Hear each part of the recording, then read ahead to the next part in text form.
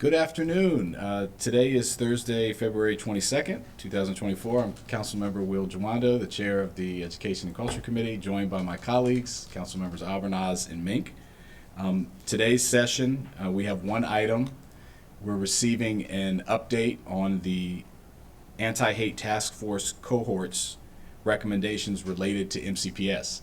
As the members who are here today know, I've participated in several of the meetings, the subgroups, and my office participated in many of the other subgroups. I committed this committee to taking up the education-related recommendations from the task force, and so we're doing that today, and really appreciate all the work that went into these. I know this is can be difficult conversations, but it's really important. We all often talk about how wonderfully diverse our community is, boasting 4 of the top 10 most diverse cities in the United States of America. But with that comes not only great food and cultural activities, a responsibility to work hard to make sure every community is heard, respected, cared for, and has the opportunity to thrive. And that is continual work. It requires vigilance. It requires recommitment. And this issue is a perfect example of that.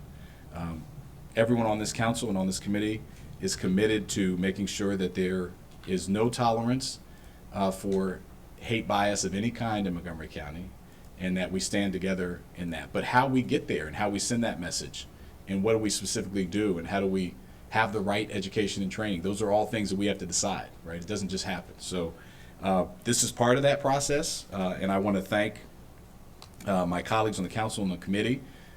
This was a unanimous commitment from everybody to engage in this work.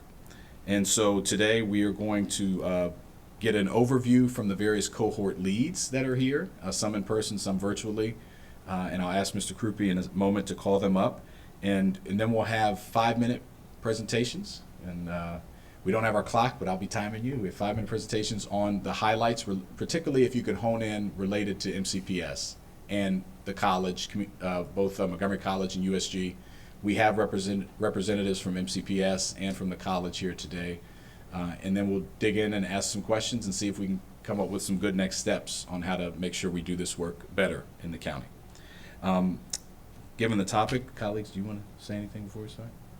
No? Okay. I did okay. Mr. Krupe, anything to add? Nothing to add. I believe we have the representatives from the LGBTQ plus cohort and the Asian American, Native Hawaiian, Pacific Islander cohort joining virtually, and the representatives from the Muslim cohort, the Latino Hispanic cohort, the Jewish cohort, and the African American Black cohort joining us in person. Wonderful. And that's a great segue. If you could join us, the members of the cohort, join us up on the dais. And we have Mr. Montaloni from MCPS, and I know I saw Susan Madden from college. So we'll thank you for coming, and we will, and other colleagues from MCPS that are here, we will bring you up once we move to the questions part.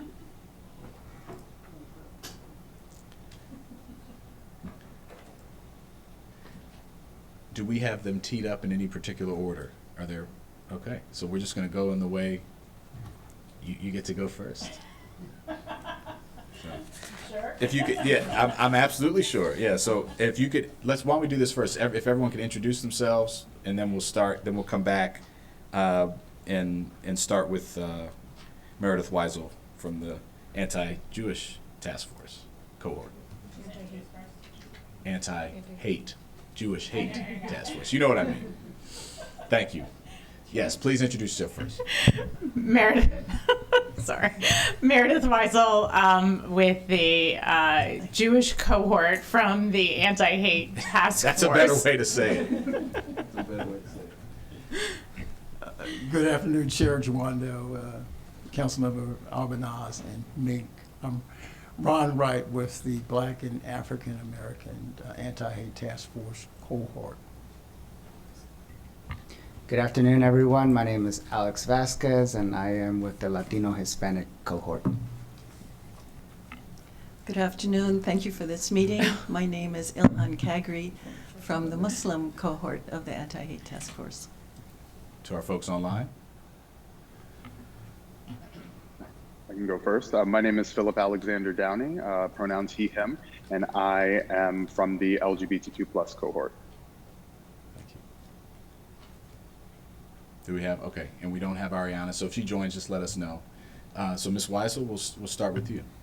5 minutes to give us kind of the overview, and then also just any MCPS specific or education related specific recommendations. Sure, and since the full council has heard most of the recommendations already, I think it's just probably prudent to just kind of tell you where we are, and also some things that are transpiring actually in Annapolis right now, which are probably going to impact some of the decisions that this committee is going to make, and then the council body as a whole as well. And so what I will just, you have in your packet the full presentation.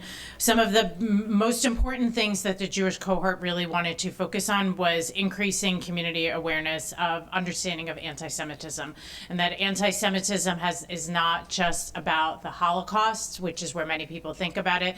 Anti-Semitism has had a long history. It is known as the oldest hatred because it has existed for millennia. And so understanding that the Holocaust is an important chapter in the book on anti-Semitism, probably one of the most egregious chapters that we have seen, but that is not just about Holocaust education, which is where we tend to focus in our schools on. And so looking at some of that specifically, and I know MCPS has definitely been looking related to that. Looking at the slides what we had put together, also taking into context how hate and bullying in general are impacted by coming from bias. And so a lot of the bullying incidents, whether it's against the Jewish community, the Muslim community, the Black community, LGBTQ+, any of the communities, also understanding that some of it is not just related to education of faculty, but also how it is impacting our students in the bullying concept. And that is something that we are continuing to see throughout a lot of our communities.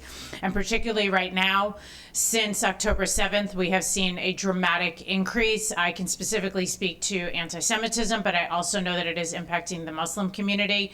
And ADL, where many of you know I work, actually put out a guide specifically on anti-Muslim bias as well, because we were starting to hear from individuals. And so I think that context is important right now as we are looking at it. So some of the things that we talked about in the slides was educating about Holocaust education and anti-Semitism awareness, and looking at that it's not just the teachers in the classrooms, but faculty throughout the entire school body. Everything from the administration down, because sometimes it could be the individual who is working in the counselor's office. It could be a confidant who is just a faculty member but not an individual teacher. So I think that that's a context that we need to consider. And so when you look at MCPS on the slides, it really was just very specific to legislating education about the Holocaust and other genocides, because we do think that that is still something that is very relevant. And just so you know, there is legislation, not just a county bill that was introduced by Delegate Corman. There's now a statewide bill that is actually part of the speaker's package that is being considered. There's a hearing on Monday that talks about Holocaust education, but it also talks about anti-Semitism and Islamophobia specifically. And that is probably going to have an impact on all of our county school boards. We do expect that it probably will pass. That's what we're hearing. We'll know, in the coming weeks, so take that into account. But honestly, that should not impact what Montgomery County wants to do. And then the other aspect, as I said, specifically was train all MCPS faculty and teachers about the history of anti-Semitism, and not just in the context of the Holocaust, but how the history of Judaism and what we have seen throughout history, and how we are seeing some of it manifest today. And so with that, I will pass it to my colleague to my left. Unless you're, I don't know if you're doing questions. Yeah, no, Okay. I think we're all going to have questions of all of you, so That's fine. we'll go through the presentations and then we'll come back. Mr. Wright? Yes, sir. Thank you. Hit your mic there. Thank you, Councilmember Jawando. And thanks for having us back out again. Of course, we all know that this is still an ongoing issue. When we started this process, we knew that the bigger numbers were impacting the Black and African American community, not only within MCPS, but throughout the county. And so this upsurge or uptick, whatever you want to call it, continues. You certainly cannot do this work in a vacuum. So we continue to look to the current stakeholders who continue to compile data on hate, hate bias, and hate incidents to determine where do we have these situations and how do we engage. I would just like to start with a few disclaimers, if you will, Council Member, because I don't think, given the time permitted by the cohorts, at least by our cohort, we could not be as thorough in the process to deliver what I believe would be some of the more effective recommendations. So it also informs that I think this process needs to be ongoing. So I'll just give you these disclaimers. We believe the cohort work was limited in scope and thoroughness because of limited time and resources. The cohort couldn't fairly research and analyze and measure what stakeholders are doing right through establishes policies, practices, and programming to accurately determine what it should change, amend, or enhance going forward. Cohorts' actions and fact-finding were also limited, not just by the limited time and resources, but also by the need to untangle and figure out respective stakeholders' overlapping roles and responsibilities to victims in addressing and eradicating hate crimes, bias, and hate incidences. Also, the cohort's efforts and work was further limited because of lack of time to determine the root causes of hate and hate bias and hate incidents. And finally, we believe the cohort work was somewhat, in the members, polarized by the Israel-Gaza war and its work. And its recommendations were somewhat overshadowed by this conflict and by the seemingly ensuing cultural wars and conflicts that play out in our communities, of course, to the detriment of our work. So the Black and African American cohorts work is, as you know, is limited to the available information from stakeholders, MCPS listening sessions, community surveys, and to a few virtual public meetings that we had. And though we presented numerous recommendations that we believe could be helpful to reducing or eradicating hate in Montgomery County, of course, we have, as we did before the council, full council, we have prioritized 6 of the 24 that we thought would be effectual in combating hate, bias, and hate incidents occurring against Black people in the county. We will address those other than the criminal justice system in the faith community and community counterparts. We have found several recommendations useful for our MCPS system. And as we mentioned before, we would recommend, first of all, that we would create a parent advisory committee, certainly with term limits, a group that would meet directly with the superintendent and her cabinet or his cabinet to review hate bias incidents and propose recommendations, kind of real time. Enforce, of course, the mandatory requirements of hate and bias incidents in schools, and find a way to hold our administrators responsible, even though they're seemingly overburdened by a lot of different things, but have to be accountable when we do not comply with the reporting requirements. And then plan an anti-hate month dedicated where we have maybe circle groups that will talk with surveys and history, and enrichment events or field days, block parties, celebrations, showing unity for all. That could be implemented throughout the MCPS system. So from our survey, and this is from the mouths of our students, they believe that, again, the complaints are not being heard. So it's a vicious cycle when they complain about something that threatens their life or livelihood or existence and what should be a safe environment, and no one responds or listens or does anything. it creates a cycle where they probably will not complain or report to anybody the next time. So strengthening our reporting system, it would be key in this process. The advisory parent group periodically meeting with our school superintendent would also help ensure that student complaints are being heard and being evaluated from the top down. And then, students that continue to complain are also complaining about, again, the efficacy of the MCPS reporting system and the lack of response and enforcement and punishments.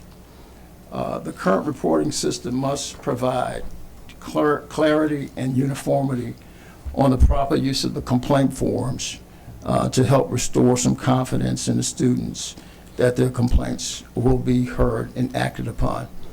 And finally, we can all appreciate that there's a huge trust factor in the whole process.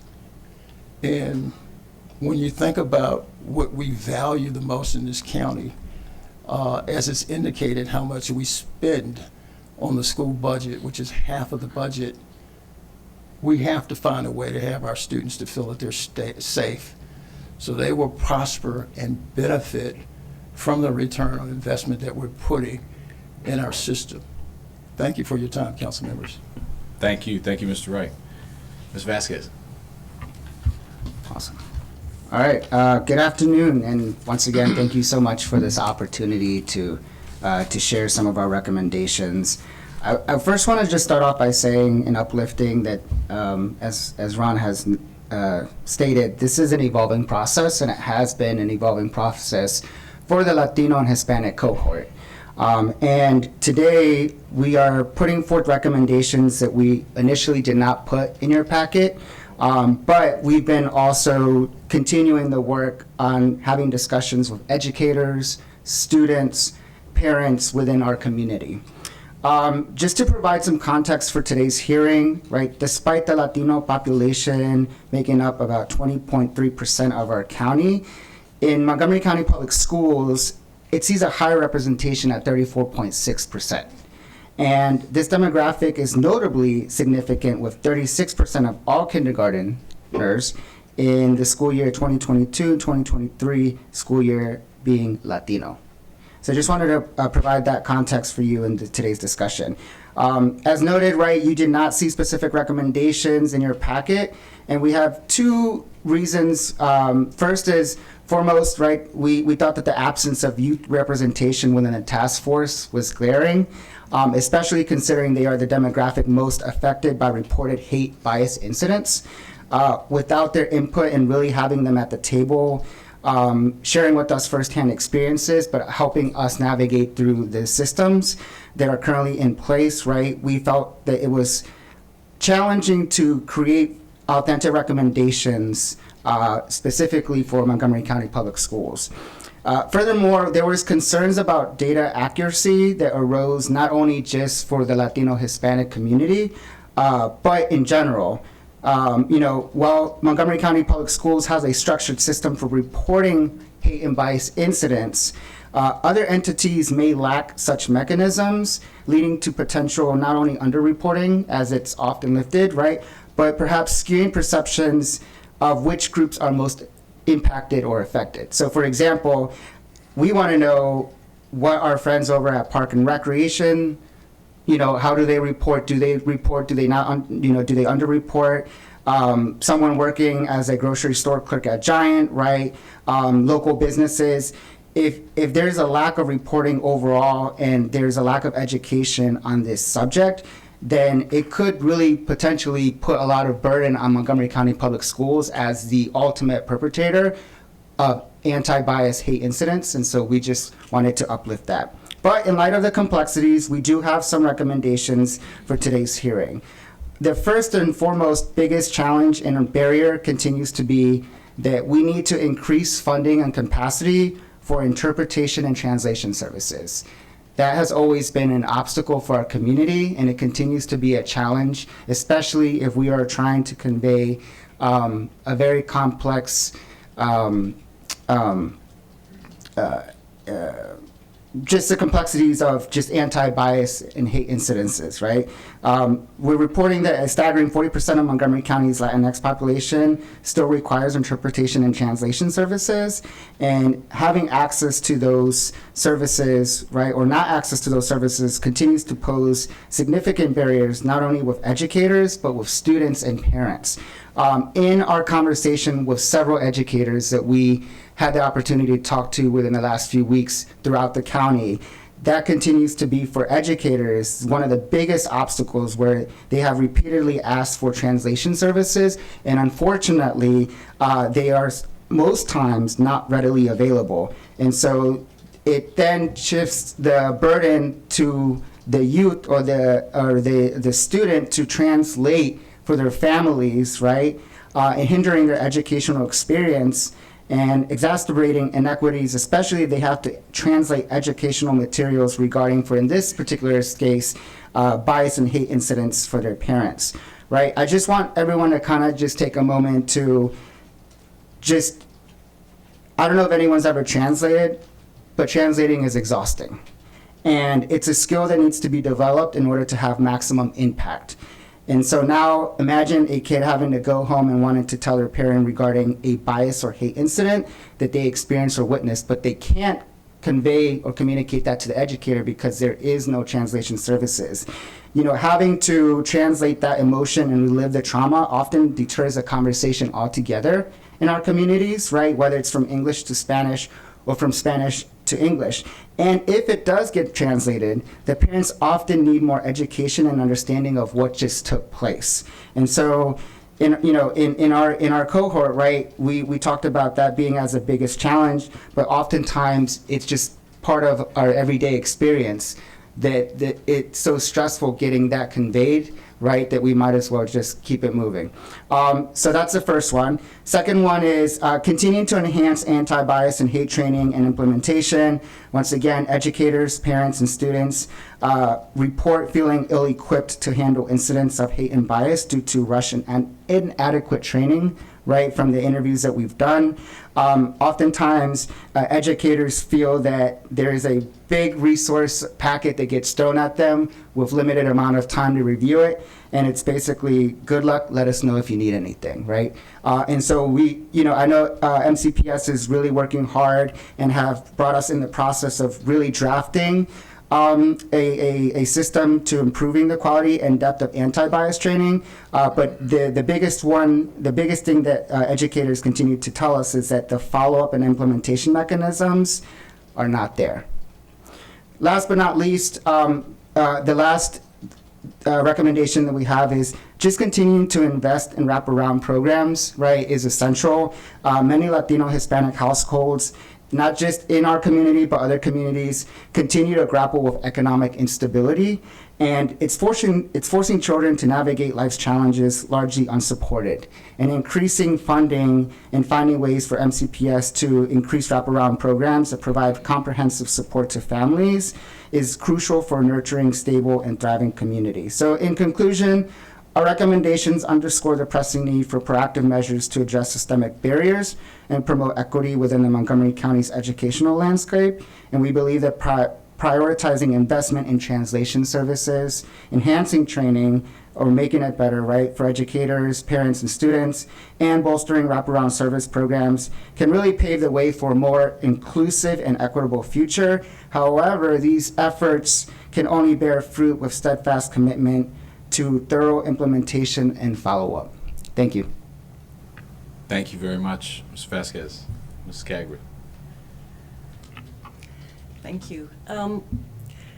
So one of the things is that the task force, it was efficient in the sense that we were broken up into cohorts, but it was unfortunate that we were broken up into cohorts because we weren't able to coordinate. It turns out that many of the recommendations, were across the board kinds of recommendations. And particularly for the Muslim community in the county, it's a very diverse community. Many Muslims are people of color, and so they are impacted by the racism that exists in this country. So we were very gratified to hear the recommendations of the African American Black cohort, and we totally agree with them. We say ditto to them, and to all of the other recommendations. However, the Muslim community, and it's not just the Muslim community, it's funny because the Muslim community also impacts the Sikhs because they wear a turban and they're often people think of them as Muslims, so whatever hatred people have against Muslims, they attack Sikhs with. Or Brazilians, for example, who have been attacked for being Muslim. We also represent Arab Christians because they are getting attacked because of their ethnicity, and there's no sort of cohort or silo that you can put them into. So this is the group that we ended up representing. And unfortunately, we are in crisis mode. Since October, it's now in the 5th month, there has been carnage going on in the Middle East, in Gaza, and it has impacted our community. Our community feels that if we do not speak up, it is immoral. Our children go to bed crying at nights because they know what's happening. And people, we've heard about World War II and genocide, and we hate it, and we abhor it, and we said never again. And if we see it happening again, then we have been sort of programmed morally to speak out against any kind of genocide that's happening or any kind of injustice in any scale, but particularly in that scale. So what's happened as a result of that is there's been a lot of bullying against Arab, Muslim, students, actually even Jewish students who speak out against what's going on. There's been doxing. I think you all know that my own 14-year-old granddaughter was doxed. And let's just define what doxing is. Her picture appeared on a flyer with her name on it, and it was spread all over the streets, and it told what school she went to. And for the first time in my life, I felt nervous about my children because their last name, there's only one family with that last name in the whole area. So you look at her name and you say, okay, this is who it is. And I was afraid my son's going to be gunned down or knifed or whatever, because it does happen. It has happened. Palestinians have been killed. They've been shot.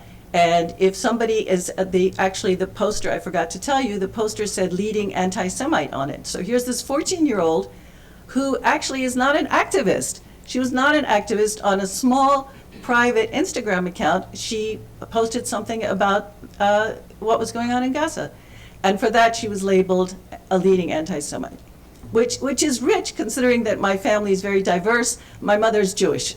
So, that really hit us the wrong way. And in fact, I have relatives who died in gas chambers during the Holocaust. So, it's not fair to look at Muslims as people who are prejudiced against Jews. They cannot be. There's lots of mixed marriages.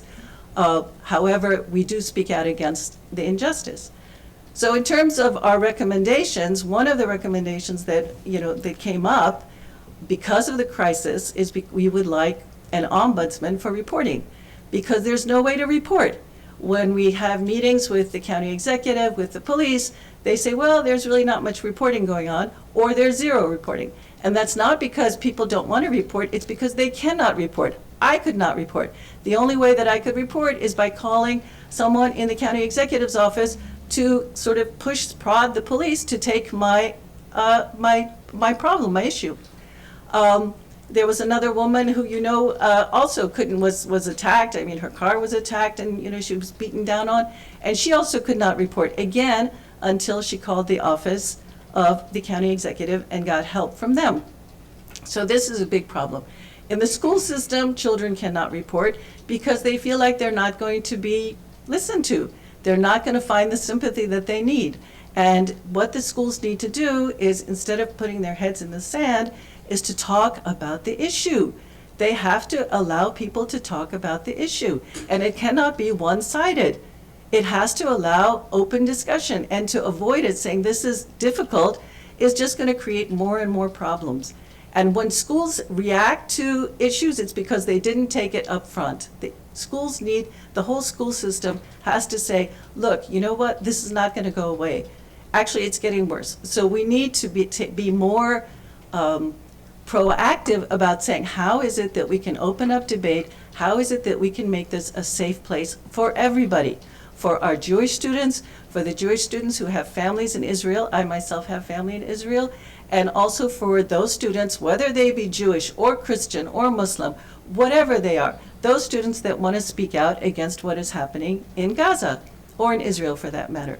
We have to make sure that there is a safe space for them to open, and that if there's any kind of hate against these students, that they can complain somehow, that there's some kind of restorative justice. There's a place they can go to where somebody's going to sympathize and say, I understand this is hard for you. Let's get a handle on this. And that is not what is happening.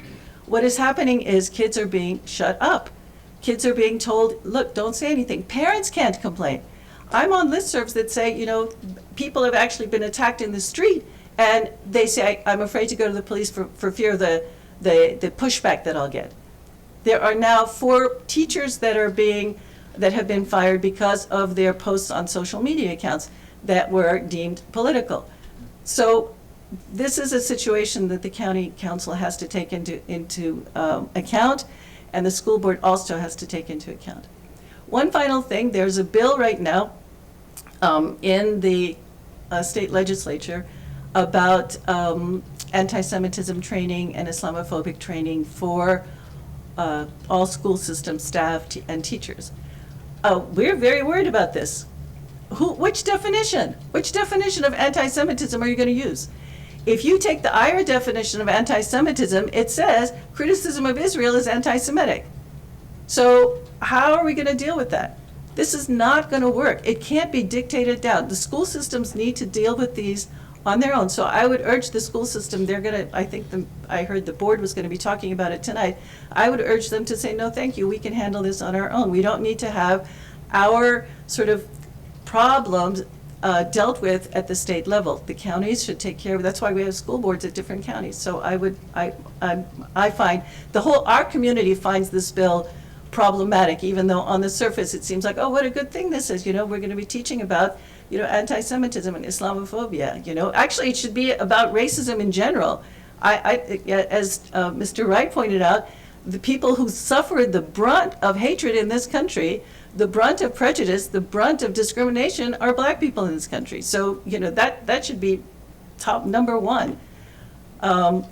So that's that. So again, I'm coming back to, I think I would really appreciate this county council to put money aside for an ombudsman where all reporting can go in, so we have some kind of handle on what's going on. Are Muslims in danger? Are they being attacked? Are their children being bullied? Are they seeing all kinds of problems? And not just Muslims, Jewish community, the LGBTQ community, the Hispanic community. It has to be an independent ombudsman just to collect the data so that we as a county can say, what does it look like? What's the problem we have? How big is the problem in this county? Or how little? We need to know. So Thank you. I would encourage that. Thank you. Thank you very much. And our LGBTQ cohort, you're next. Okay. Wonderful. Again, thank you all for having me. My name again is Philip Alexander Downey, he, him pronouns, and I'm a lifelongish resident of Montgomery County, Maryland. I'm co-chair for the Anti-Hate Task Force LGBTQ cohort and chairperson for Montgomery County Pride Family and MoCo Pride Center, Inc. As a queer first-generation American with Jamaican and U.S. parentage, a graduate of Montgomery County Public Schools from Head Start through 12th grade, and a Montgomery College graduate, I have experienced firsthand the need for destigmatizing notions of queerness and gender expansiveness in our public education system, as well as our homes and communities of Montgomery County. And the need to really promote the authentic inclusion of all of the amazingly diverse identities that make up our communities. As community members, we understand the need for strong public education systems. Our public education system should be reflective of the communities and individuals that comprise it. For young people and families, education, of course, does not stop outside of the classroom. Learning and education take place in every facet of our schools and communities.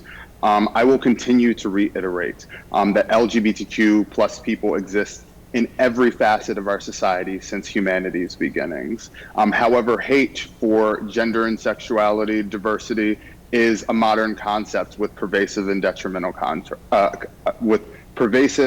detrimental consequences. According to the ACLU and Trevor Project, 589 anti-LGBTQIA plus bills were introduced in 2023 across 49 states, including Maryland.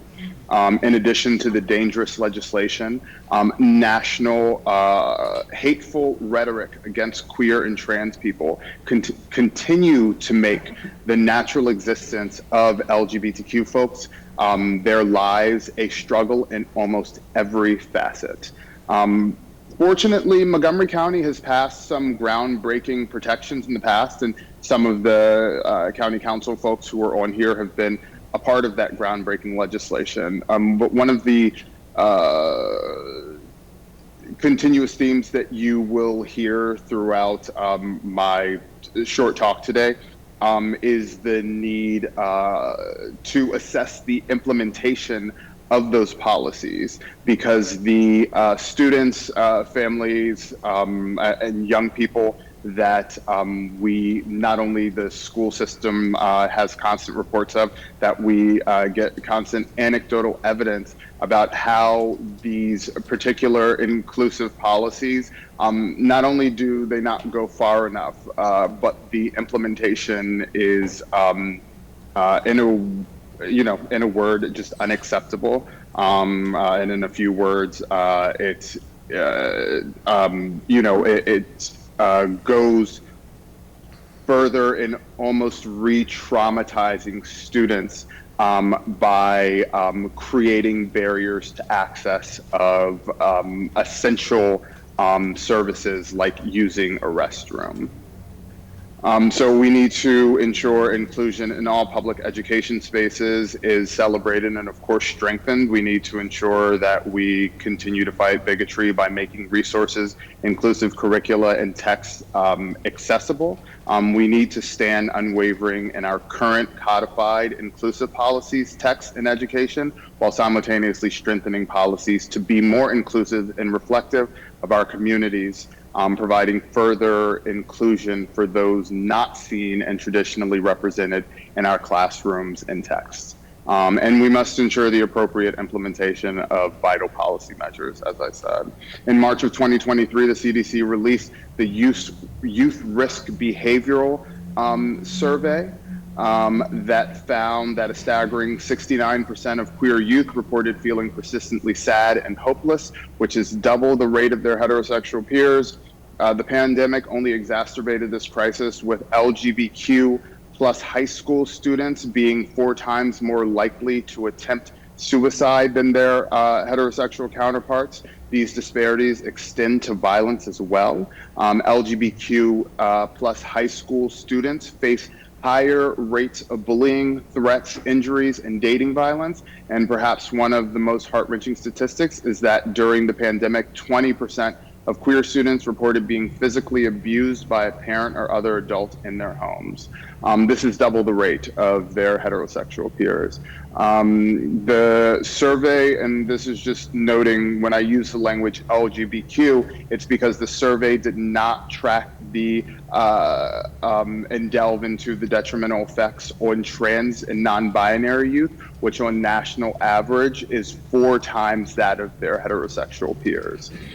So our education recommendations are to expand MCPS's professional development days by at least 30%.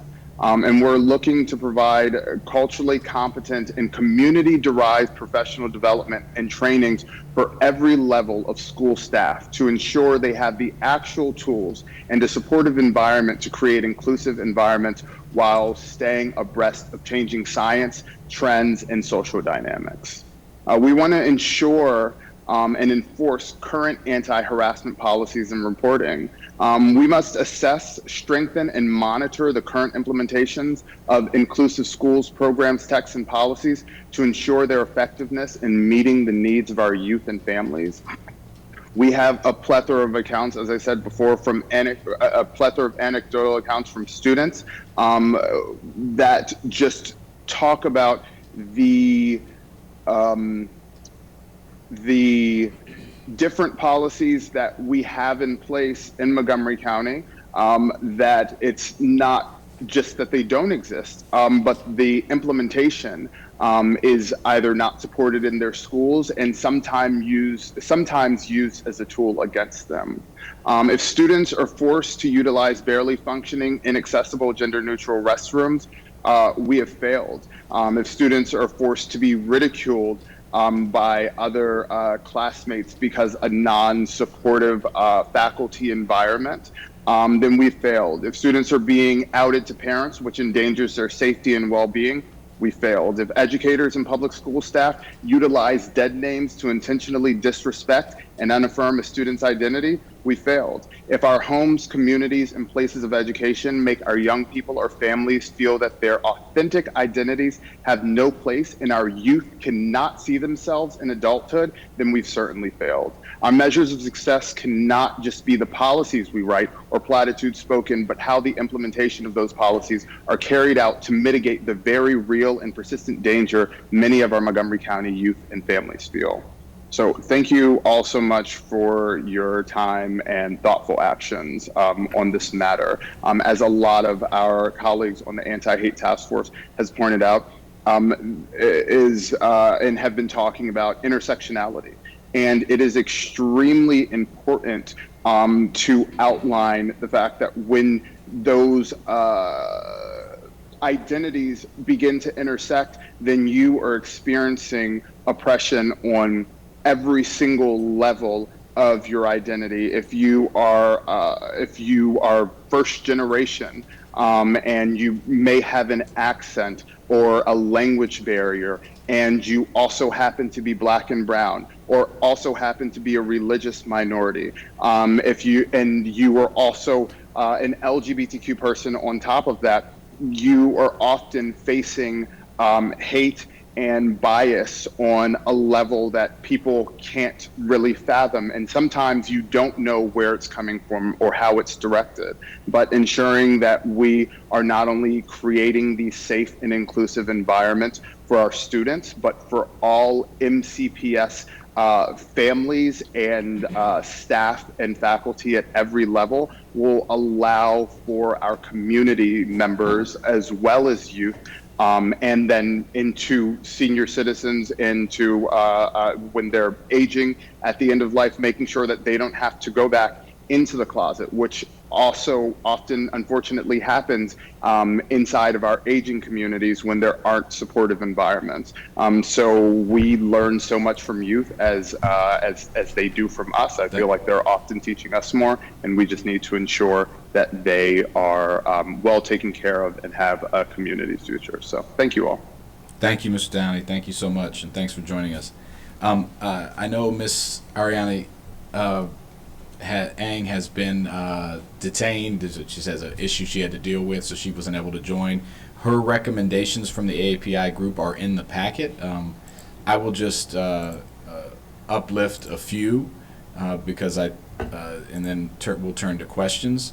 One that really stuck out to me, kind of ending where Mr. Downey, or picking up where Mr. Downey left off, was investing in cross-community solidarity. That was their recommendation. And when you talk about intersectionality, not only the layering of different communities that have been impacted with anti-hate or with hate bias or anti-whatever community they're in, or multiple communities, working together and understanding how that interacts together. I think I'm hearing from all of you there needs to be some more intentionality put into that space. Just from the meetings that I've attended of the task force, it was more of a reporting out. There wasn't a lot of time for that, and I think that's really important. They also talked about, which I think is also super important for all communities, particularly the AAPI community, which is very diverse in this county, almost 15% of our population, so many different cultures and languages spoken. They lifted up the need for supporting their organizations and understanding better the diversity of the 14 plus ethnic groups that make up the AAPI community here in the county and what their needs are. I think I will say, just for myself, one who strives to do that, there's always work to be done in that area. So with that, I'm going to just start with a few questions, and thank you all for being concise with your comments. And I know and then I'll turn to my colleagues, and we're probably going to, I know we have a bunch of MCPS folks here, so Mr. Monteleone, could you just come on up, because I'm going to need you for my questions, and I'm sure if there's anyone else from your team that you think needs to come up, they can come up as we ask questions. The issue of youth representation. It's troubled me that several of you have brought this up, that there was not youth representation. But I also heard from you, Mr. Wright, that you all, I think in the cohort, and I remember when I joined, you went out and proactively asked, even though it wasn't part of the mandate, to bring youth in. Is that what you did? Is that That's correct, Okay. Councilmember. Yes, we did. We had a listening session that involved a wide cross-section of middle and high school students, and probably about 80 different schools. So Now, I know there has been, and this is, MCPS can comment, but it sounds like I saw everyone nodding. Would you agree that that's something that there needs to be more coordinated work around youth? Yeah, go ahead. I mean, yeah, we didn't put it in the report, but we have talked to youth and we hear from them on a regular basis. All of us who make up the Jewish cohort are individuals, and so a lot of these recommendations, and there was definitely more that we didn't put in here, but I think that a listening session, probably with youth from the various cohorts, and probably each of us could make recommendations of some of the youth to be a part of it, and probably before the county council would be very beneficial. They're the ones day in and day out. My own child has faced a lot of issues in both the intersectionality of being bisexual and being Jewish, and she herself would probably be somebody, I'll just say, who would want to have her voice lifted up on the issues that she has faced. So yes. That's where the rubber meets the road. So, Yeah. MCPS, could you comment on what you've done in this area to? I think we need to have it anyway at some form at the council. I would just say that up front. But I know you all have been doing some of this work. You want to speak to that and introduce yourself, please? Thank you. Sure, and thank you to Chair Joando and certainly Chairman Albanez and Chairwoman Mink. And to my friends here, many of whom I've worked with in various capacities on various committees, and we did meet with several of the task force members at an invitation to go over the recommendations and look at a crosswalk of where those recommendations are in our current plan. So it's really great to be here. So with respect to how we engage students, we do this all the time. And many times, I would say most often, this is not something that is an event at the district level. And I'm sure that I'm joined here by Director Anthony Alston of the Equity Unit, whose team facilitates study circles. They have been doing this for years, for probably a decade or longer now, and have been doing this, and they are doing it, I'm sure they were doing it today and last week, and we'll be doing it next week in schools to discuss this very topic. So we do most of this through an organic process at the school level. And as an educator, what I can tell you as a former principal is that students are in cases where they're discussing, a lot of times, they like to be around trusted adults that they know in their building, and also have like that professional outside facilitation. So we certainly do that ongoing. In terms of our work that we've done, as part of the work over just the last couple of months, we've met with all of the Montgomery County student government leaders that work with our SMOB and work with Ms. Shella Cherry. We've engaged the Minority Scholars group as well, just on the work that we're currently talking about now. But we've done a series of focus groups, right? And this is going back to last year. And I really want to state that. This isn't just something that we started on October 7th or even this past summer when we became involved with the task force. So we do focus groups all the time, and we are constantly seeking input from students, and a variety of students, right, of all backgrounds and levels. So that's kind of a broad brush, but I do want to speak to the fact that we did engage students specifically on our draft framework that we are moving forward through the board process now. And how was that collected and reported out? Like, so you have the study circle process. I've seen some of that. You engaged the student government leaders, which is a great group to engage, obviously, but always can be broader. Was that collected and shared, and with who was it shared with? Yeah. So I'll just speak to the most recent work that we've been involved with, and Dr. Alston can speak to the work that Study Circles does. But we had a feedback form that we have shared to collect the responses, and we can categorize those and sort those through a Google Sheet. We have not shared out publicly, right, all of the different feedback responses yet.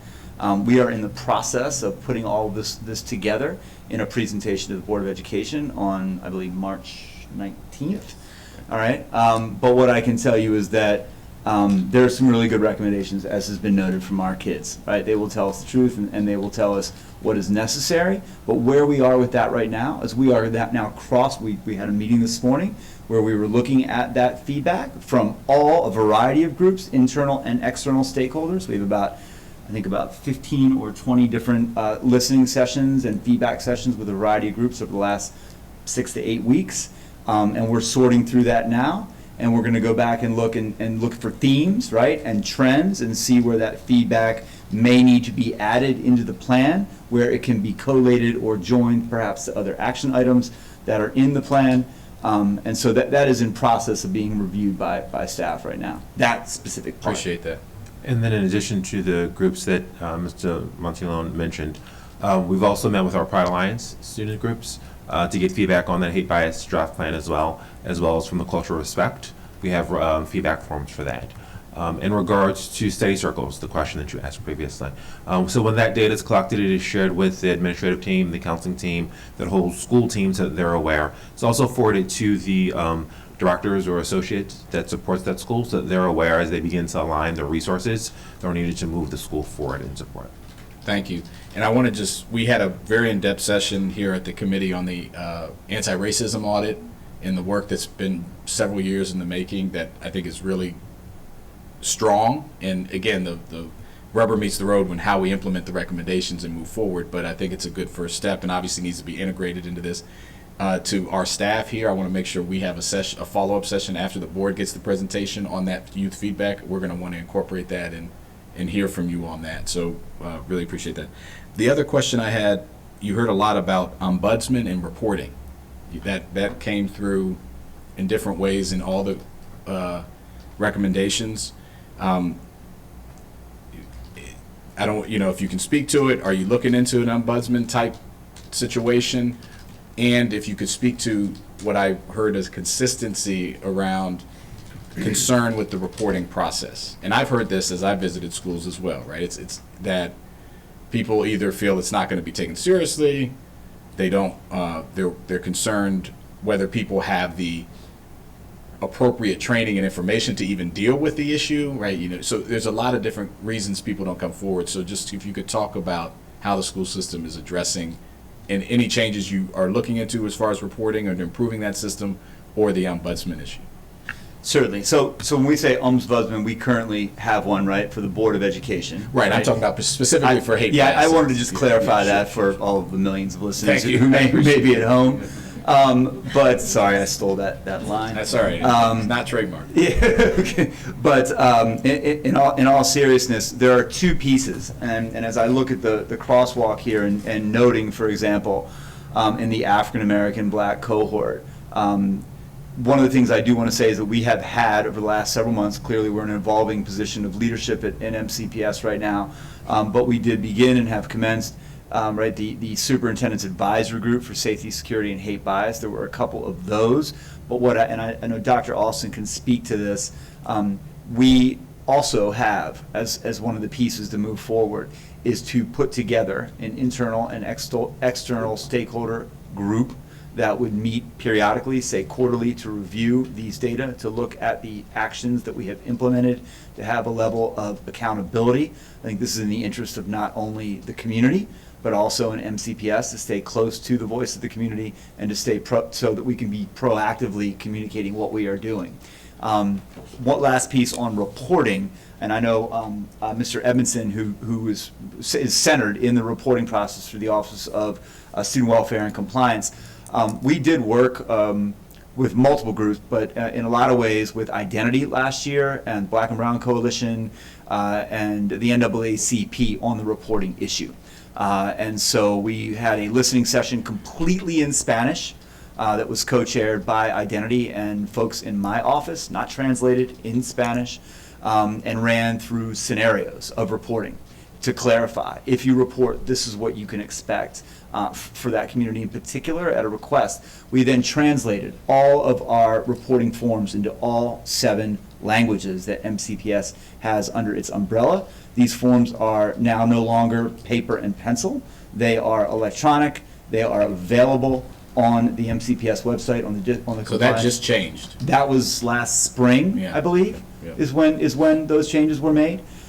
We are currently exploring with technology and with website evolution to be able. You may recall during COVID there was like hot button information at the top of each school's banner, right? So if you wanted to have information on any COVID information, it would have been there. We're looking at ways with our technology office right now for the next school year so that parents, many of whom go to their school's website as opposed to the central office website, so that that information is easily available in all languages as a tile on that webpage. We are also exploring, based on feedback from students, QR codes, things like this to get to the 21st century, and have these available on, like, in the hallways of schools or on student canvas platforms and things of this nature. But I do think that if Dr. Austin has things to add. And then also in Mr. Edmonton's office, they recently received a $20,000 grant from Maryland State Department of Education to focus solely on the campaigning of how do we better advertise our reporting structures and systems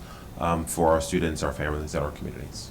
Could I add one other piece of this? And I heard it. I don't think this will be the last time you get a question about reporting. Sure. So I heard this implicitly in some of the comments from the folks from the task force, and this is something that we have heard. I was present. I believe Dr. Austin and Mr. Edmondson were also present at the African American and Black Zoom meeting that we had with students. And a lot of the feedback we hear, not just from our Black and African American students, but I would hear this as a principal as well, is like, I want this kid suspended, right? Or I want to know what happened to that kid, or get, the pound of flesh. We want to know. We submit this report, and we don't know what happened to the alleged offender.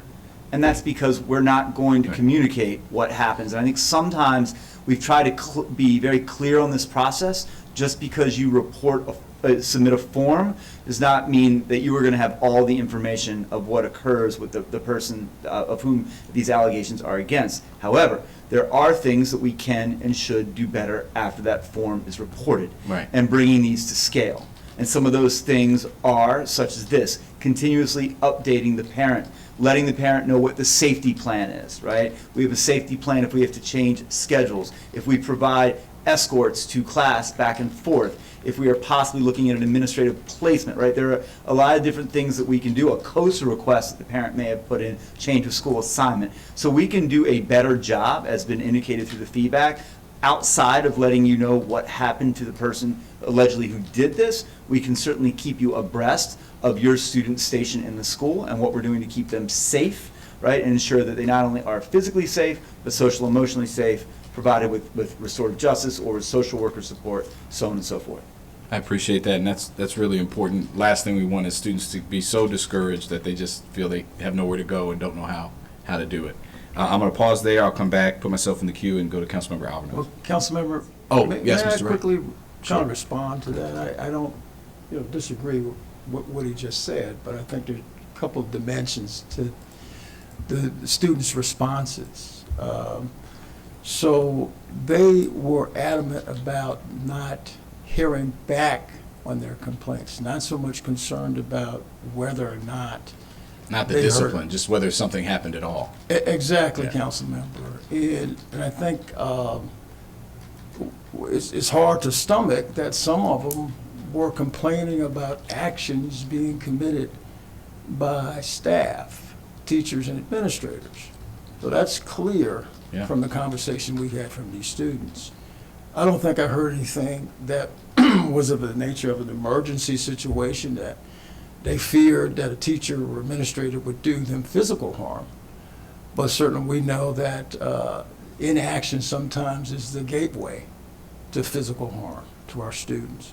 So I just wanted to be clear about that, what we gathered from, albeit limited session with these students. Well, I appreciate that, and I'm glad you said that, because the anti-racist audit, was clear in that a large number of students feel, from both other students and from faculty and staff, that there's an issue, and compounding that is not being responded to that something is happening, or knowing that something is happening.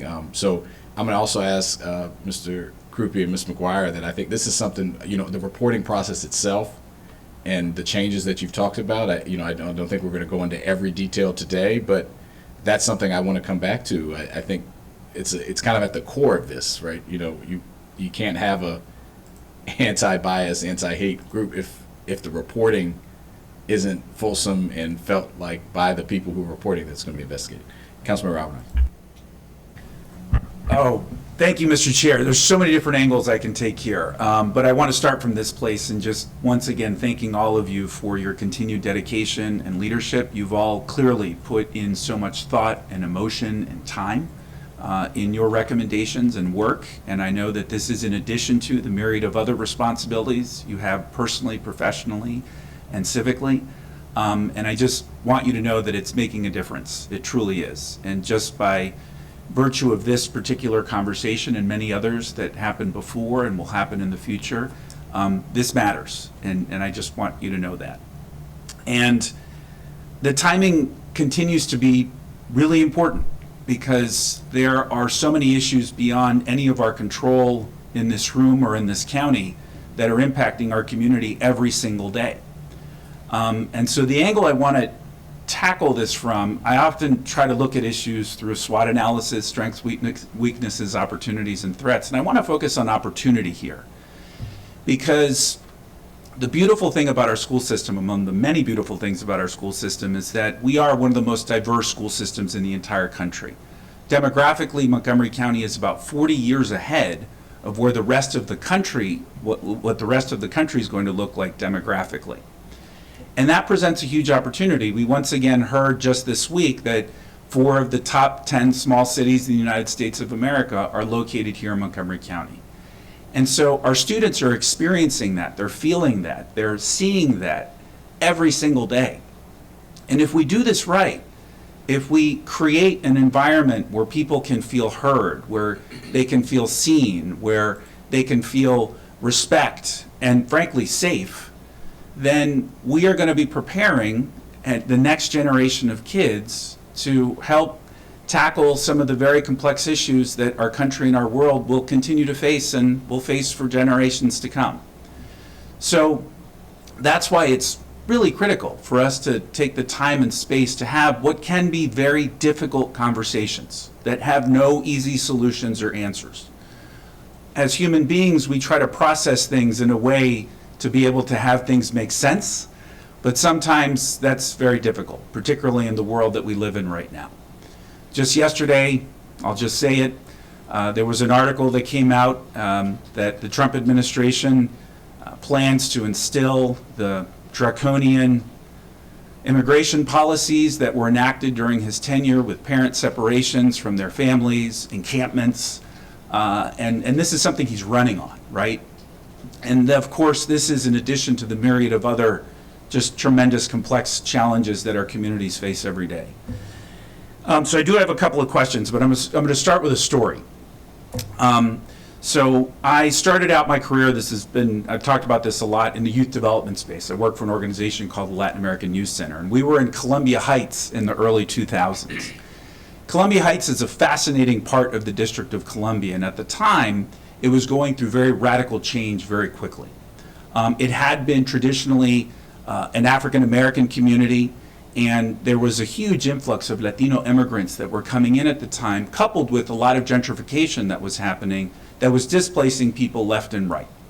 And one of the most popular programs while I was at LAYC was a DJ class. And the DJ class literally taught kids how to become DJs for professional jobs at the time, which all of the kids needed. But something fascinating happened in that program. There was tremendous conflict, particularly between our black and brown community at the time, that was leading to violence. And the instructor of the program taught the class in such a way that he stripped the beats of the music of bachata, reggaeton, hip hop, reggae, rap, and stripped them down to their core. And the origins were African. And he used that as a tool to be able to share we have so much more in common than we do differences. And when you look at us genetically, we are 99.99999% the same. And so I think it's important for us to think about that as context as we have, again, these very difficult conversations. But we are right now in the process as a council looking at seeing what more we can do in this space. And as Chair Jawando noted, a lot of work's been done by this council and the previous council, and a lot more work will need to be done in the future. But it's happening at an important time.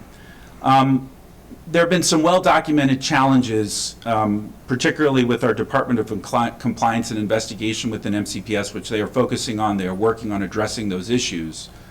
That is the department within MCPS that's responsible for tracking bullying, sexual harassment, or other instances, or what I don't, it looks like I didn't get that right. Go ahead, Mr. I want to Montgomery. clarify, right? So Mr. Edmondson, who's behind us, is with student welfare. And I know that, I'm compliance. going to get there. Yeah, Yes, okay, so it's so- a separate, I get that, I'm So it's going to get adult- there. Yeah, Yes, so yes. that's students, and what you're speaking to is Yes, adults. I know that, I Okay, know that. I just That was want- going to be my point. And so those well-documented challenges within that office have led to questions about audits and whether or not there are similar challenges in the student welfare compliance office. And so I know this is something MCPS is taking very seriously, but as a follow-up to that investigation, we as a body have asked a number of questions about, the reporting, which has been brought up within several of the recommendations that have been made. So on a parallel track, we are focusing on the follow-up on where things stand in a very formal way, and we hope to get the responses to those questions very soon. But where I think we also need to go with this is a true partnership and alliance with our friends in the Board of Education. Because everyone here knows, but our public doesn't always understand, what the council has authority and responsibility and oversight of versus our colleagues in the board. But frankly, it really shouldn't matter, because we're all on the same team. And so I do think as a follow-up, Mr. Chair, it would make sense for us, whether it be in a formal committee session or potentially in some community engagement opportunity, but a meeting with our colleagues in the board collaboratively together, because there's only so much we can control. And I think that would make sense. With all that as context, just a couple of questions. There are student groups, there are parent associations, there are advocacy groups within MCPS right now that have been developed, charged with tackling this, maybe not from specifically the perspectives and angles that you all have brought, which have been tremendously helpful, but could there be just a review or a list of some of those resources that may be currently available that students may have to be able to identify, and that may already exist? And it obviously has to be school by school, and it will change year by year. But I think letting folks know what already exists, not in terms of reporting, but just in terms of finding your tribe, finding folks who are in a position to be able to help you collaboratively and collectively, I think would be helpful. Suggestion, thought, any response to that? We may already have it, but So there's a couple different things, and I really want to parse out what I think I heard you say.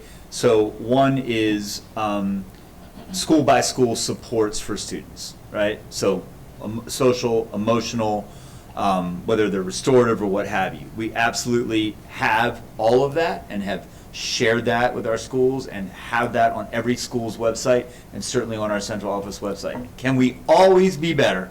Always.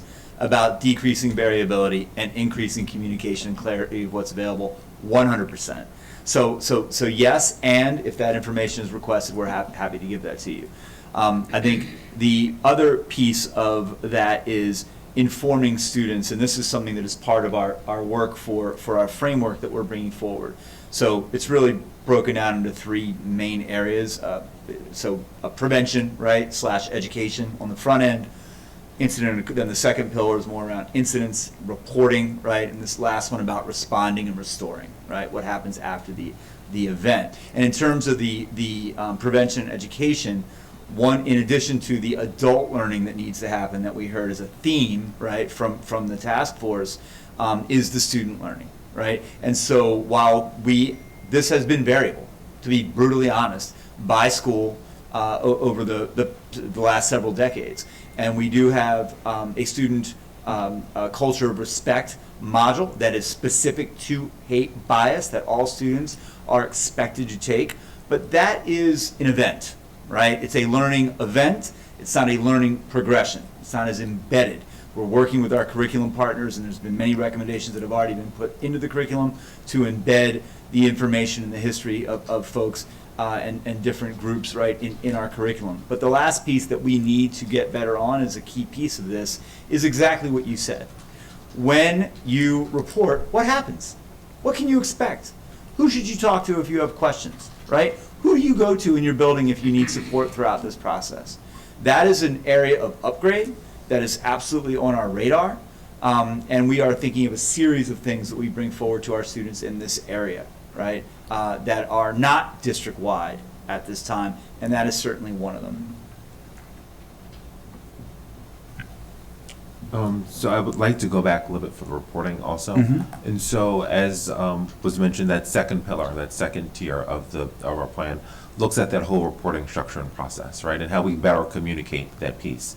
But as we think about how it's currently done, every time a report comes in, it's sent to multiple individuals, right? One of them is my office, but Mr. Edmondson's office also sends a follow-up email to the schools in regards to ensuring that they follow up and do the closure form, so that everything is then tracked, so we can do that one-to-one correspondence. X number of reports came in, X number of closures, so that there is that one-to-one correspondence. When a report does come in, equity specialist is responsible for reaching out to that school and copying that respective director to find out what supports and resources are needed. We also have our new hate bias coordinator, which begins the 1st of March, that will able to support it, also the coordination of that piece. We utilize our Strong Connections grant through Title IV in order to hire that individual to support. And then as we look at that coordinated support, it's looking at how does the equity specialist, how do our RJ specialists work alongside the schools to figure out what is the support that is needed to restore harm, but then also to educate and support it moving forward.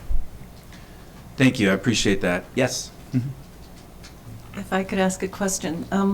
There's an organization called ISPU, Institute for Social Policy Understanding, and they did research on prejudice, discrimination, and incidences of bias and hate among the American Muslim population, and they found that a large number of students had felt discrimination or bias from a teacher, just as Mr. Wright pointed out. And so I'm just wondering, in the reporting, what happens when a teacher is the person who is, being discriminatory or, having, putting forth bias statements or whatever? I think that both the parents and the student would be hesitant to report that teacher for fear of backlash. So is there a way of ensuring anonymity or protection or something like that for that kind of reporting? Sure, I can absolutely address that. There is, and when those things are, we do have Dr. Campbell here, who is a director right now of schools and can speak to this. But if a student submits something such as that, if they submit that, if they have an allegation against any staff member in the building about a microaggression or hate bias, there's a process, there's a due process for that employee, and the administrator, the principal, is responsible for informing our compliance and investigations unit, right, to see if this is something that we can and should be investigating, and we have a threshold if potentially it's an act of hate bias, and we need to be able to consistently communicate and clear that with our partners in Montgomery County Police Department. Once they have identified that there is no threshold here for a crime, even if it may occur, we're not going to investigate, what have you, then the administration, right, will go through that, and we will follow our disciplinary process through our staff code of conduct with our progressive discipline process there. So that is the process that occurs, and certainly the director and the associate who supervise that school and the chief of schools are all aware of that and included in that process. So I also think it's important to name the fact that there isn't always the level of trust for that. And so it's not necessary for a parent or a student to file that complaint with school administration, right? So there is the anonymous app for students. Parents can also go online, file. They can also call student compliance, welfare and compliance, and it's investigated that way. Because I also don't want to give the impression that when the harm has been caused by the adults, that then the family must then go to the source of where it is, because that then does not encourage reporting. So there are other avenues and ways that parents can report without even having to interact with the school at all. I appreciate that. I had one go ahead. Oh, yeah, thank you, Councilmember. I Yeah. just want to see if I can take a stab at responding to, again, as we know, the recurring problem is the underreporting or no reporting. So it kind of begs the question, do we have a large number of complaints that have not been responded to? And going forward, should we be focusing on resolving those as we speak? So I'm wondering, do we have any, analytics or metrics to, one, determine what has been the number of complaints? I don't know if we say 5 years ago or 10 years ago, or what are the number of complaints pending, the status of them, resolution or close to resolution, and then whether or not we're doing, on the other end, enough victim maintenance, if you will, because we heard the word traumatized and re-traumatized.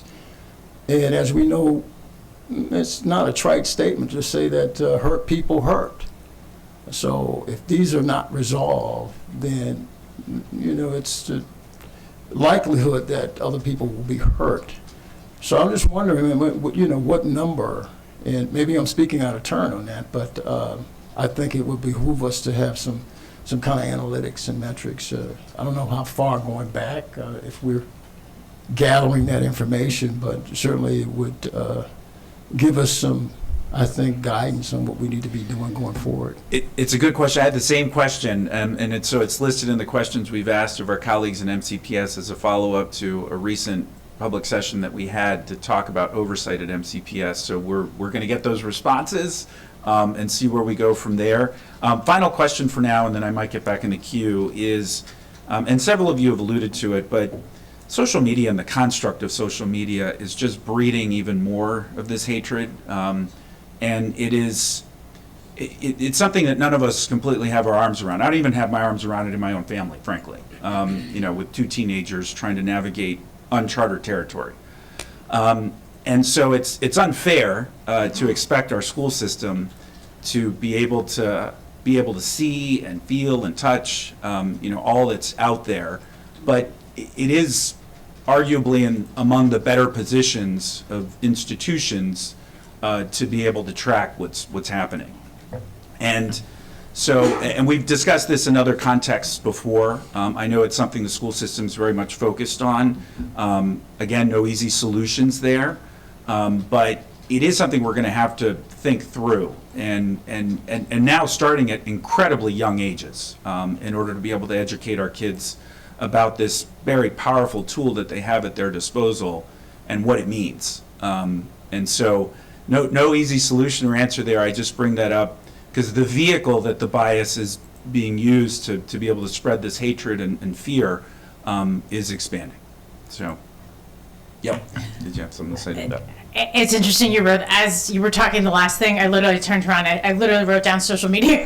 Yeah. Because what I wanted to bring up related to that, and in relation, and it's probably from a process standpoint, it might be helpful to have MCPS kind of explain. It's not just social media, it's also texting or WhatsApp or other forms, and where bullying is happening. It's not, a lot of us, I think, in this room, probably, if there was bullying, it was in the hallways, when we were in school or outside, on the playground. the way it is happening now and the way it is manifesting, and a lot of it is stemming from hate and bias towards the students, is outside of the classroom, sometimes outside of school hours, Yep. on social media apps, also in text message chains. And I know this from personal experience from my own child who was bullied in a text chain, and we had to bring it to the school. And the process, I understood and knew what it was because I am involved, but most of the other parents in there did not. And I'm just wondering if, from a process standpoint, because, you know, one of the things we talked about in the Jewish cohort was bullying and the ways we're seeing it show up. And a lot of it was not always in the classroom. There's a lot in the classrooms, in the hallways, but there's also a tremendous amount outside of that. And I think it's something we do have to grapple with. And there is nothing right now, you know, from a law standpoint, you know, a policy standpoint that we are seeing that is really structured to help particularly parents navigate it. Because whether you put, you know, say your kid can't be on something, your kid will also find a way to be on something, and that is a reality. And so how, and what is the balance also when something happens outside school hours and where the school can and cannot intervene? And I'm just wondering if you could just kind of maybe walk through that. Are we, or I think I'm trying to clarify the question. Does it walk through what happens when there is an incident of hate on social media? Yeah, whether it's social media, whether it's on texting, and Yeah, it's okay. not necessary, because you know, these all come to the school, a lot of Sure, it, particularly right. when it's the school, kids within the school, and also sometimes amongst various schools, impacting several of them together. Yeah, I just think it might be helpful for people. 100%, absolutely. I wish that we could, and I wish it was part of our safety and security team. We do not have designated folks at the school level who are monitoring, right, key social media sites. If we could be in it and see it and be proactive and look for trends, we certainly would, that would be a benefit. Now, in terms of when an incident is reported, part of our reporting process is that we are identifying the location. Right? Was this in traditional? Was it in the hallway? Was it in the classroom? Was it in the cafeteria? Right? On the playground. We also have a field for social media. Right? So we can tell you, right, we can see where those are coming from. If it is a social media allegation, right, then that brings into a whole other level, right, of investigation. So there's a series of things, and so is this something that occurred in the school? Was the text sent during school hours? Did somebody access their Instagram account during school hours? Did they use a school Chromebook or the school's Wi-Fi to do this? And if it's during the school hours, it is under the purview, right, of the school to investigate. But even if it is during the school hours or from a school device and within the purview of the school to investigate, then we still are going to engage with our police partners to ascertain whether or not this is a crime. If it raises the level of a crime in a criminal investigation, then we don't do anything. And we sit and we wait for the police to finish before we pursue any type of disciplinary response. The tricky part is this, and I'll speak from experience, as I'm sure any principal would.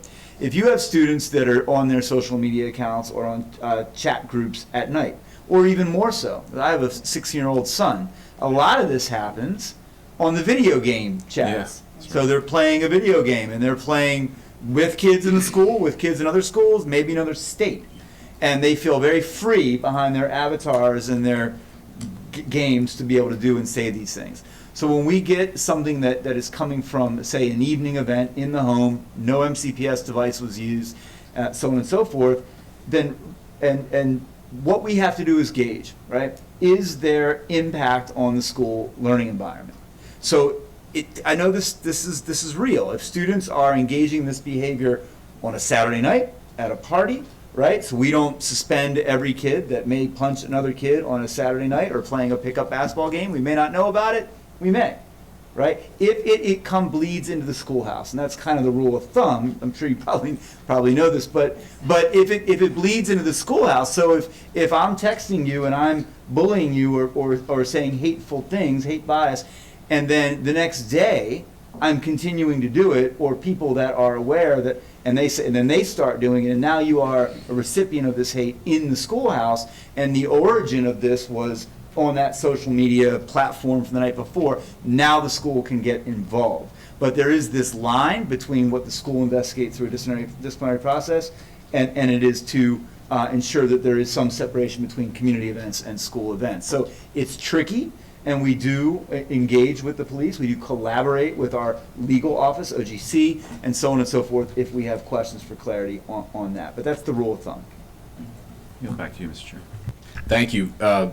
Fulsome conversation. I will just say our rule is no social media in our house. We and I encourage people to adopt that rule as much as you can. There are always ways around it, but I think I've got it pretty locked down for now. But as you said, that's just one venue. The text chats, the Fortnite, Minecraft, go down the list of the video games. So it's a huge issue. Washington Post editorialized just a month or a half ago about cell phone usage in schools, saying it shouldn't be allowed. There's states that are moving in that direction, trying innovative things like when you come in the classroom, you got to put your phone in a box or something, or so you're not taking it away, but you're limiting the use in class. So I think those are all. But as you said, it happens outside of school too. So really important conversation. I'm going to turn to Councilmember Mink. Thank you. Thank you all so much for the hard work and good work that you all have been doing. The conversation between our cohort leads here and MCPS in front of us has actually been really interesting and informative and substantive. And so I'm wondering if you all have had an opportunity offline to sit down together and have some of those conversations. So yeah, I'll field this. I was here, I think, in the very beginning of December when the leads first came before the council, and knowing that we were in the midst of really revamping our work around hate bias, and knowing that we were going to come forward after the new calendar year with Dr. Austin's team and putting this plan in place, my office reached out to, and I believe we were working with council staff that are present here in the room to be able to get the contact information of the leads. And so I asked for the contact information. We reached out and asked for a representative, right, one of the leads to come join us. And we had a doodle poll, what date works for you, what have you, and we landed on February 1st. And we had an in-person or a Zoom option. And so we invited everybody to come. We wanted to walk everybody through what our thinking was and what our public-facing kind of framework was. And we did an internal crosswalk prior to that. And we were saying, okay, well, here's what each cohort recommended. Here is where we see it in the plan, right? Here is where it isn't, but it may be in some other place that it's currently existing in curriculum just because it's not in what we're thinking right now. So we did this. I think we had 3 out of the 6 folks present. We had emails back and forth. I can't make it. I have to do this. We did send out the information that we were going to go over on February 1st and solicited feedback. So we were able to do that. And so after we bring all of this forward to the Board of Education on March 19th, and as we think about that internal, external stakeholder group where we want to have constant ongoing transparency and providing data and input, we absolutely have the task force members in mind for that. And I mean, I know that my commitment and Dr. Alston's commitment is that we continue to engage, right? We're just kind of at this place where we're working internally and then to bring something forward to the Board of Education. Thank you. I see you reaching for the button, Mr. Wright.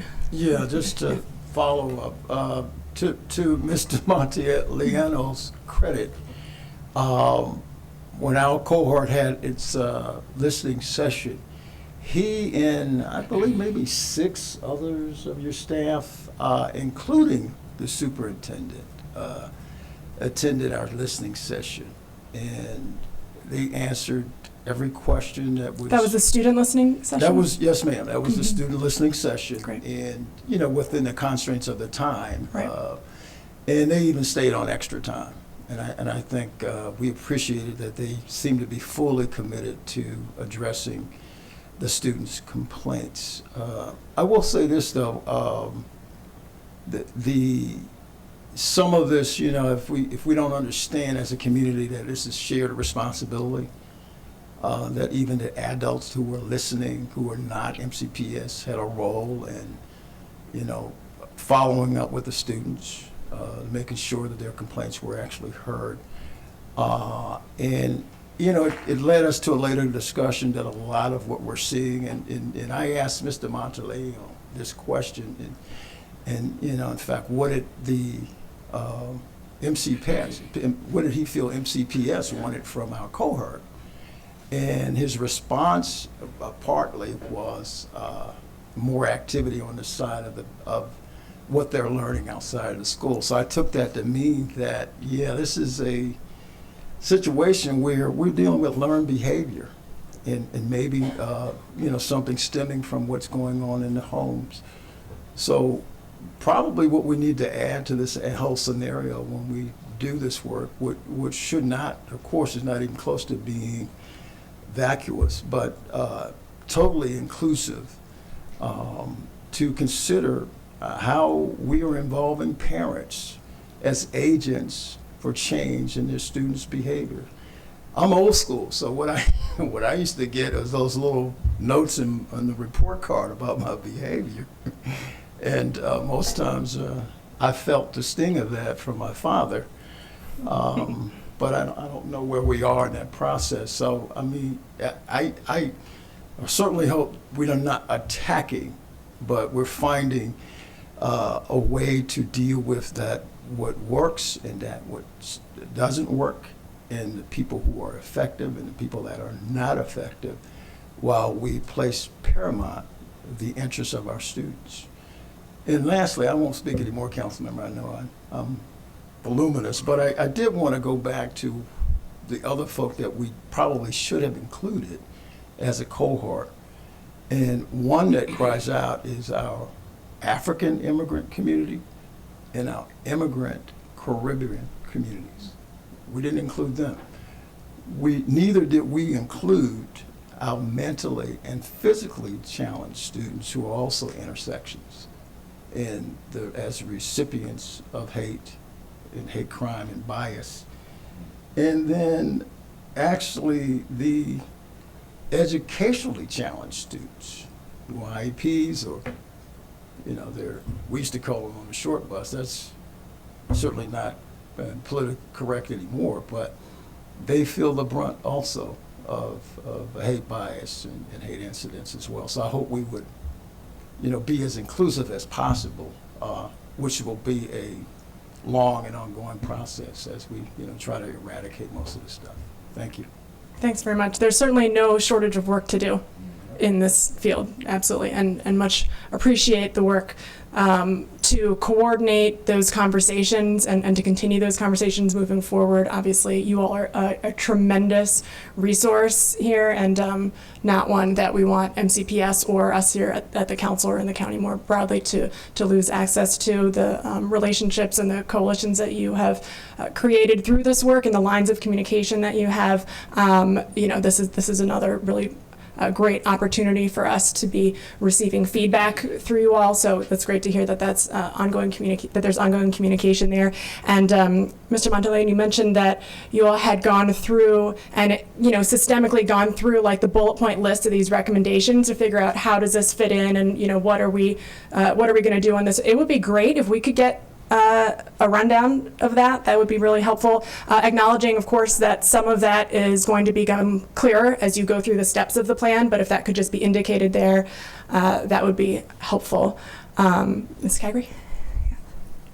So a few weeks ago, CUA, a Committee United Against Hate, had a listening session for Muslims in this county, and we lined up a number of students to speak, and they pulled out. They got very nervous. A couple of them did speak, but it was with their cameras off and anonymously, and their stories were very sad. I don't know if you listened in on that. You weren't in on that meeting, but it's recorded, so you can find it on YouTube. I urge you to listen to the experiences of the Muslim students in their schools, and just the fact that we had lined up many more students to talk about their experiences, and that they were too afraid to come forward in public. And even when we guaranteed that, you know, you don't have to use your name, you don't have to show your face, even then they felt that the backlash would be so severe, they were bullied so severely that they didn't want to speak. So that's a big change from the Montgomery County that I knew before, and I think that the school system really needs to look at that. Thank Mr. you. Edmondson and I were both on that. We were actually panelists. So yes, we did hear from those students and those who were not present. We heard that as well. Thank you. And I think that does go to the point that some of you have mentioned or touched on, that we need to be fostering conversations amongst our students and providing them with the tools to be able to have difficult conversations and be respectful of each other. And that's how we're going to build a community in which we can all prosper together, and figuring out what role we can all better play in that, and our school system can continue to play in that. Another of the common themes that we've heard is around professional development. Can you talk a little bit about how you all are thinking about that? Because obviously, as it is now, if we don't expand the amount of time, there's limited time. There's a lot of work to be done here. We're really hearing the importance of significant professional development expansion in this arena, not just modules that folks can click through, and the need to make sure that it's touching all staff, and the need to make sure that it is developed in collaboration with the impacted community, which of course is diverse in and of itself. So any of that you might be able to touch on would be helpful. Absolutely. So first and foremost, when we think of this professional development and this professional learning, we're not proponents of the module of going online and clicking, right? These are the conversations that have to be face-to-face, right, where we can actually engage and challenge thinking and challenge beliefs. So as I begin to share about professional development, I will just preface it with the fact that all of this professional learning that I'm speaking of is face-to-face professional learning, not so much of modules where you log in in your jammies and slippers, right, and can try to multitask, right, and engage in professional learning as you were doing a series of other things, right? Okay. So there are a couple of things that we have been working on and currently in place. So we currently have a part of professional learning for this summer we're working on is a mandatory professional learning for all of our admin, right? So that they can begin, and then rolling that forward to all of our employees, right? And all three of us, our associations. We're currently in the process of working. Apologies, I don't want to interrupt, but would you be able to be a little more specific about what's going to be included in that summer training? I can, but it's kind of early, so we're in the process of developing, right? But it is looking at understanding differences, looking at understanding hate, bias, and looking at it from different aspects, looking at it from the racial aspect, from the religious aspect, from a gender and sexuality aspect, right? So really trying to be all-encompassing in that as much as possible in regards to that, but we are currently in the process of building, so I don't want to tell an untruth as to what's in it and what's not, and inadvertently neglect to add something, right? We're also in the process of developing and building some additional optional. And so I believe we have to do both, right? There are some individuals who are not going to participate in any other than what we've identified as mandatory. But there are others who want to learn more, right? And so we're trying to provide both. And so as we look at some of the optional professional learnings as well, we should have one that's actually going live on March 6th that looks at the humanity of hate, right? And how do we put a halt to hate? And so we've been working on that one, and that starts in March. We're also in the process of creating 3-credit MSDE approved courses to help our employees understand how to understand our students and our populations, right? And so there currently is a course entitled Understanding the Muslim Student that's been run. It's a semester-wide course, and so it's been running. This is its 6th semester in which it's been run. And so we're in the process of writing to expand that, and so that you will then see one entitled, it may not be entitled, but encompassing different groups, right? So understanding our LGBTQ plus student, understanding our Jewish student, understanding our Asian student, understanding our Hispanic student, understanding Black males, understanding Black and brown girls. We're also in the process of building one in regards to understanding how to engage in culture responsive engagement for our families. And so as we think about who's building those courses, right? And so we intentionally made sure that the leads for each of those courses and the groups that they've identified to be a part of that team are members of the group that they're writing about, right? And so it's not a value for me, Christian, to write the course on understanding the Jewish student, right? My perspective, my knowledge, depth of knowledge is not there that I can write an effective course to be able to touch, right? And so we were very mindful of that. When we think of these courses, they are 3-credit courses, so it's 15 sessions, 3 hours each session, and again, this is face-to-face, right? So that's where we currently are in regards to building and development.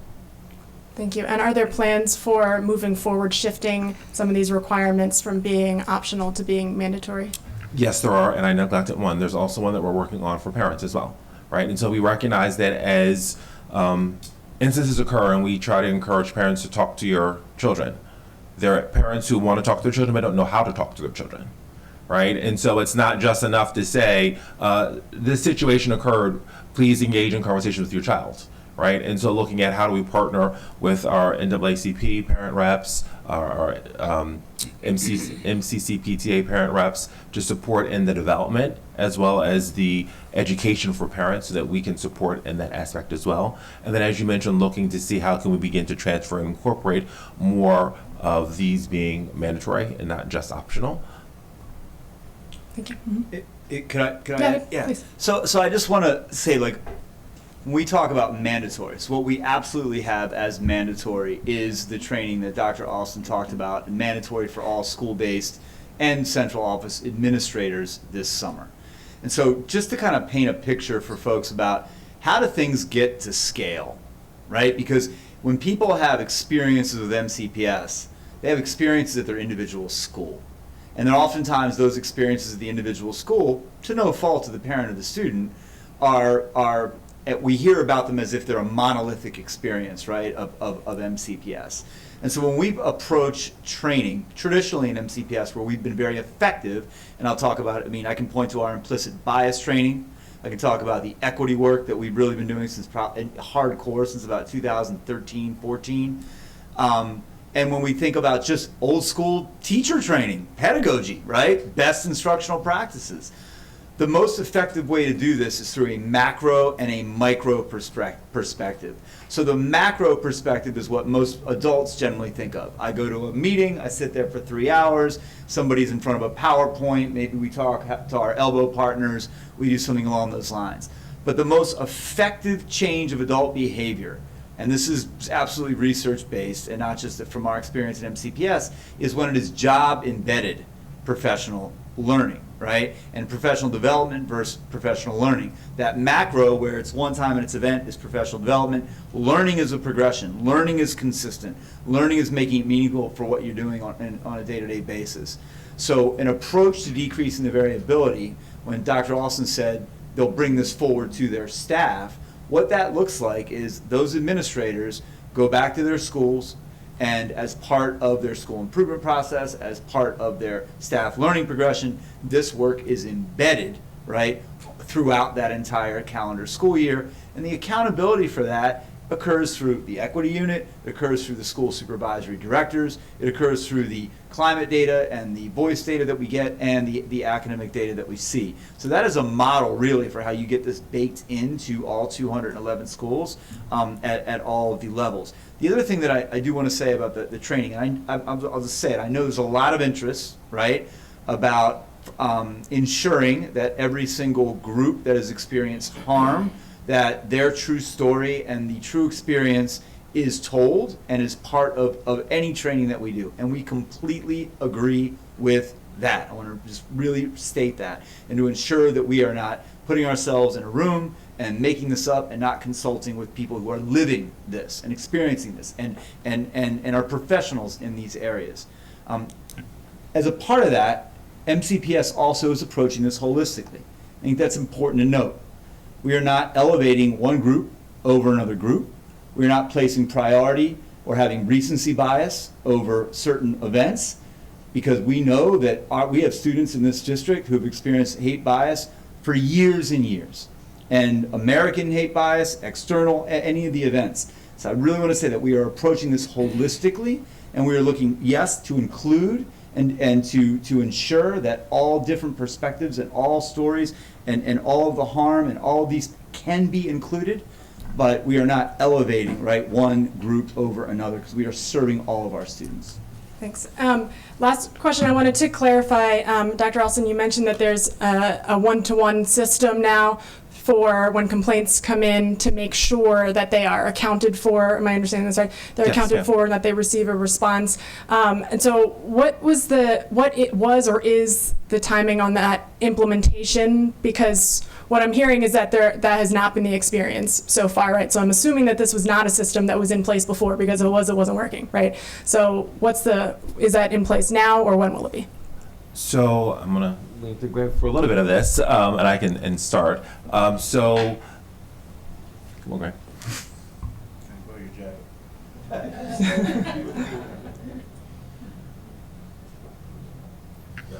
It wasn't expected to be at the table. Sorry about the informality. You can just introduce yourself. My name is Greg Edmondson, Director of Student Welfare and Compliance. And so this process started this school year, so in the end of August. And we do not have a timeline because cases are individual, and some could take, if it's being investigated with our partners in the police, it could take days or weeks, or it could be closed out very quickly. So we don't have a specific timeline. But we have a process within my office where my team ensures that every single one of those cases is closed out. And we follow up directly with the school principal to ensure that that process is, you asked about numbers.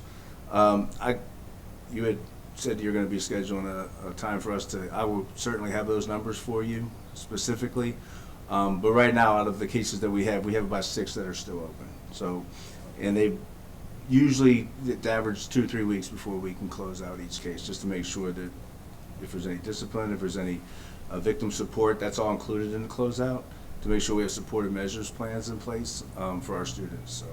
Thank you, Mr. Edmondson. And then when you say closed out, so that means that a reply has been sent to the principal. Is part of that closing out process to ensure that communication, some kind of communication, some type of closure or follow-up is done with the student and or family?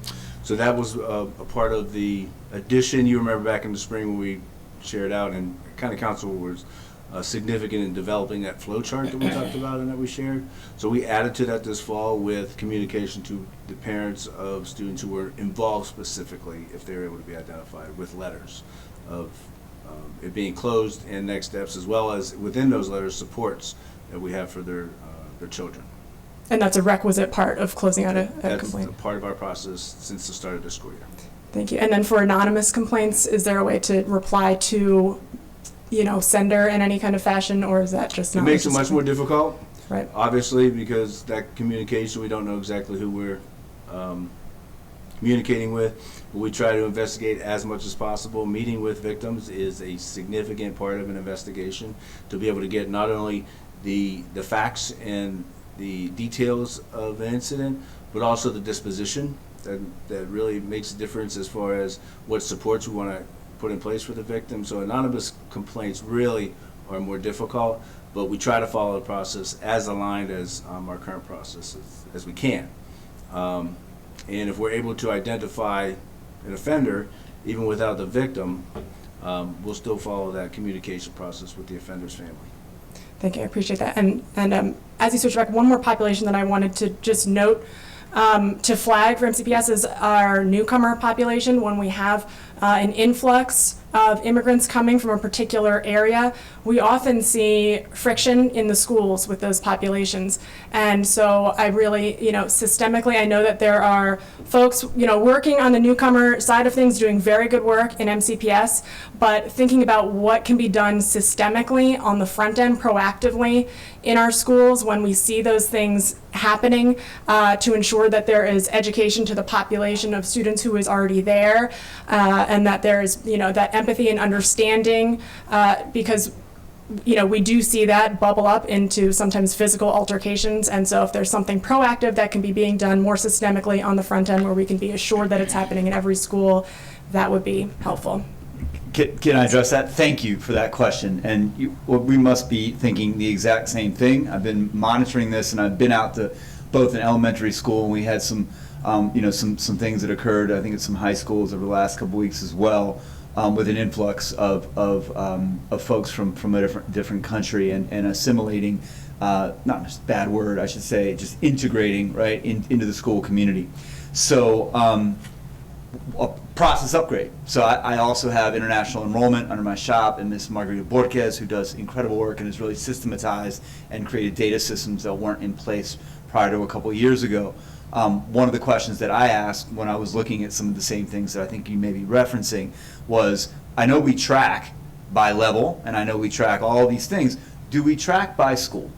And do we send reports to individual schools on a routine basis, or alert others in the district? We're seeing an influx, right? We're seeing an uptick of this particular group to this particular cluster. And then increasing the relationships that we have and the touch points we have with the resettlement agencies, who are often at the center of ensuring that there's adequate housing for groups as they come in. So this is all fluid and real, and so as we strengthen those partnerships with those resettlement agencies and let them know that we need that information on the front end, and we can't just find out when kids are showing up to Rocking Horse or to the schools themselves, because our principle is to give them credit. They will tell you, I don't enroll students, I enroll families, right? And so this is really significant to us. So I just want to say that we are on it. We are developing that system right now with our partners in technology so that we can flag that and have those automated reports to schools, and then rally the resources that are needed in addition to just the data mining. Great, So and then thank you. emphasizing that needing that to include education and information to the broader community outside of that newcomer population as well, so that the students there understand who they are welcoming and why at that time. Thank you. Thank you. All really, really important points.